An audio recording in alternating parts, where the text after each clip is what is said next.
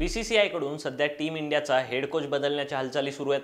Team इंडियाच्या मुख्य प्रशिक्षकपदी भारताचा माजी सलामीवीर गौतम गंभीर याची निवड जवळपास निश्चित झाली आहे। सध्याच्या टीम इंडियाचा कोच राहुल द्रविड याचा कार्यकाळ सध्या सुरू असलेल्या टी20 वर्ल्ड कप नंतर संपणार आहे। त्यामुळे बीसीसीआय कडून जूनच्या अखेरच्या आठवड्यात नव्या प्रशिक्षकाची घोषणा केली जाऊ शकते। अशा परिस्थितीत गौतम गंभीर टीम इंडियाचा हेड कोच होणार अशी माहिती बीसीसीआय मधील सूत्रांच्या हवाल्याने समोर येते।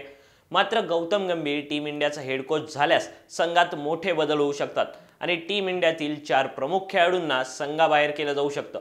हे 4 खेळाडू कोण आणि त्यांना संघाबाहेर का केलं जाऊ शकतं यामागची कारणं आपण या व्हिडिओतून जाणून घेणार आहोत। नमस्कार, मी प्रणव ढमाले, तुम्ही पाहताय for the people news.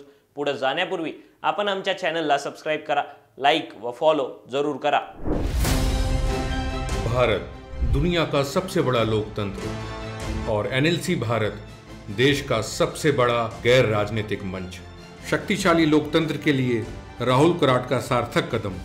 Mumbai में हुआ ऐतिहासिक प्रथम राष्ट्रीय विधायक सम्मेलन।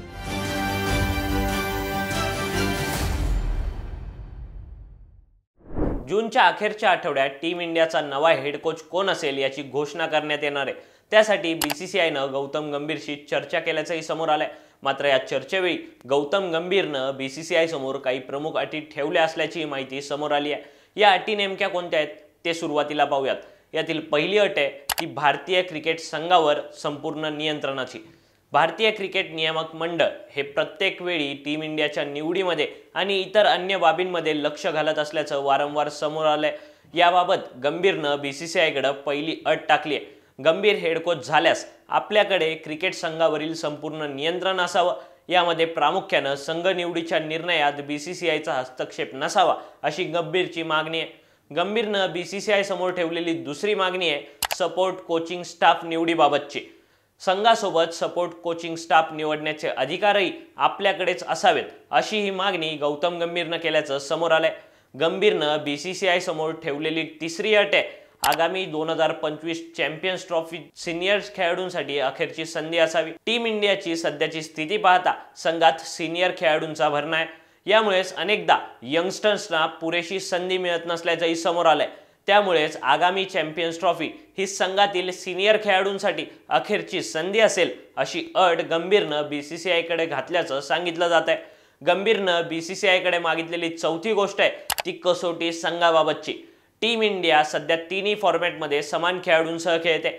यामुळेच अनेकदा खेळाडूंवर अधिकचा भार असल्याचं जाणवतं आणि कोणत्याही एका फॉर्मॅटमध्ये भारताचा संघ एका हाती हुकूमत गाजवू शकत नाही।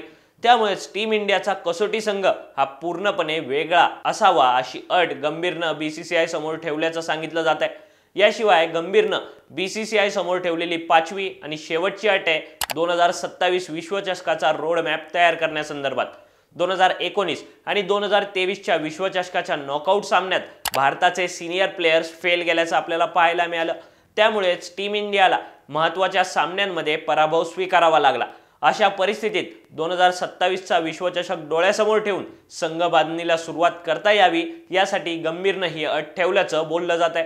गौतम गंभीरनं बीसीसीआय समोर ठेवलेल्या या 5 अटी लक्षात घेतल्या तर गंभीर टीम इंडियाचा हेड कोच झाल्यानंतर संघात 4 मुख्य खेळाडूंचं स्थान धोक्यात असल्याचं बोलता येतं। या 4 खेळाडूंच्या यादीतलं पहिलं आणि धक्कादायक नाव आहे ते विराट कोहलीचं। भारतासाठी तीनही फॉर्मॅटमध्ये धावांचा डोंगर उभारणाऱ्या विराट कोहलीचा समावेश जगातील टॉप फलंदाजांमध्ये होतो। 2008 साली आंतरराष्ट्रीय करिअरला सुरुवात करणाऱ्या विराटनं भारताला अनेक मॅच जिंकून दिल्यात। मात्र गंभीरच्या मते विराटनं फक्त वन डे आणि कसोटी क्रिकेट खेळायला हवं। या संदर्भात गंभीरनं अनेकदा विधानही केली आहेत। विशेष म्हणजे टी20 संघात नव्या खेळाडूंना संधी मिळावी असं गंभीरचं ठाम मत आहे। त्यामुळेच विराट कोहलीला टी20 संघातून बाहेरचा रस्ता दाखवला जाऊ शकतो अशी शक्यता आहे। गंभीर कोच झाल्यास संघाबाहेर होऊ शकणारा दुसरा खेळाडू आहे तो रोहित शर्मा। भारताचा सध्याचा कर्णधार रोहित शर्मानं 2007 साली क्रिकेटमध्ये पदार्पण केलं। सध्या रोहित कसोटी, वन डे आणि टी20 मध्ये संघाचं नेतृत्व करतोय। पण गेल्या काही वर्षात त्याची टी20 क्रिकेटमधली कामगिरी संघासाठी डोकेदुखी बनली आहे। अशा परिस्थितीत गंभीर कोच झाल्यानंतर रोहितला तिन्ही फॉर्मॅटमध्ये खेळण्याची संधी मिळण्याची शक्यता कमी आहे। या यादीतलं तिसरं नाव आहे ते रवींद्र जडेजाचं। जडेजा सध्या टीम इंडियातील सर्वोत्कृष्ट अष्टपैलू खेळाडू असला तरी गेल्या अनेक वर्षांपासून जडेजा फार खास कामगिरी करू शकलेला नाही. 2022चा T20 वर्ल्ड कप, 2023चा वन डे वर्ल्ड कप आणि सध्या सुरू असलेला T20 वर्ल्ड कपसह अनेक मोठ्या स्पर्धेत जडेजानं निराश केलंय. त्यामुळे गंभीर संघाचा कोच झाल्यास जडेजाला केवळ भारतात होणाऱ्या कसोटी सामन्यांसाठी टीम इंडियात संधी मिळू शकते अशी शक्यता आहे. गंभीर हेड कोच झाल्यानंतर संघाबाहेर जाऊ शकतो असा चौथा खेळाडू आहे मोहम्मद शमी. शमीचं वय आणि त्याच्याकडे असणारं स्किल्स बघता शमीनं केवळ कसोटी क्रिकेट खेळावं असं गंभीरनं याआधीही बोलून दाखवलंय.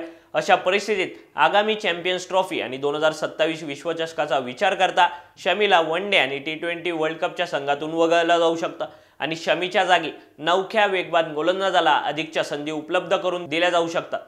असो, गौतम गंभीर टीम इंडियाचा हेड कोच झाल्यावर संघात कोणकोणते बदल होतील? तुमचं मत खाली दिलेल्या कमेंट बॉक्समध्ये लिहून कळवा. व्हिडिओ आवडला असेल तर लाईक करा आणि अशाच आणखी नवनवीन व्हिडिओसाठी फॉर द पीपल न्यूजला सबस्क्राईब करायला विसरू नका. धन्यवाद.